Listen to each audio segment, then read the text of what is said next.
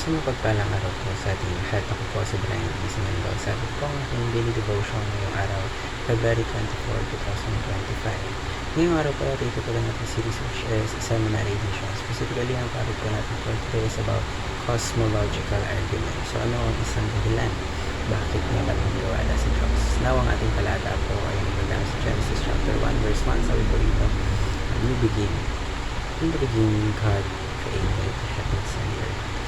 So ayun po ang ating mas manuhan kung ano ang nakasaad sa ating talata upang mas maintindihan natin ating devotion para sa araw nito. Ngayon po tayo padadako sa ating mga teachings for today. So una po, God exists outside of time, space, and matter. So ang ating Panginoon po, ang ating Diyos is not limited like we are.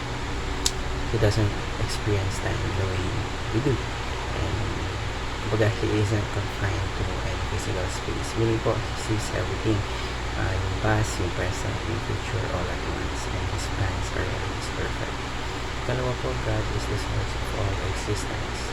Everything that exists came from Him. The universe, the nature, and even our own lives are all possible because of Him. So, without God po, nothing would have meaning or purpose dito sa ating mundo. Ikatlo po, God is an all-powerful and eternal God. So there is nothing beyond His ability, no matter how big a challenge we see. Kumbaga, He has the power na i-handle lahat ng ito.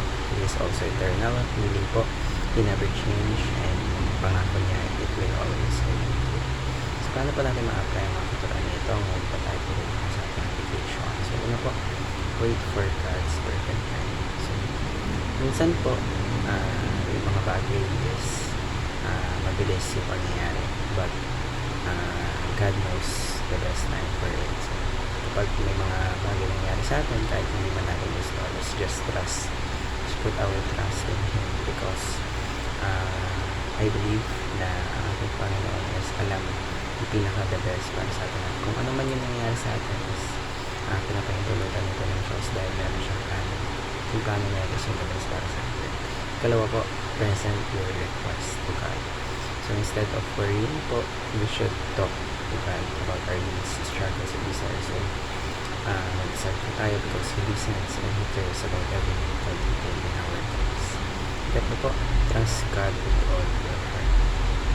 Alam niyo po, even when things don't make sense, kapag minsan may mga times na talagang mahirap ang buhay, hindi natin na-expect yung mga nangyayari. Ito po yung the best time na mag-rely tayo sa Kanya. So trusting God means letting go of our doubts and believing that He is leading us in the right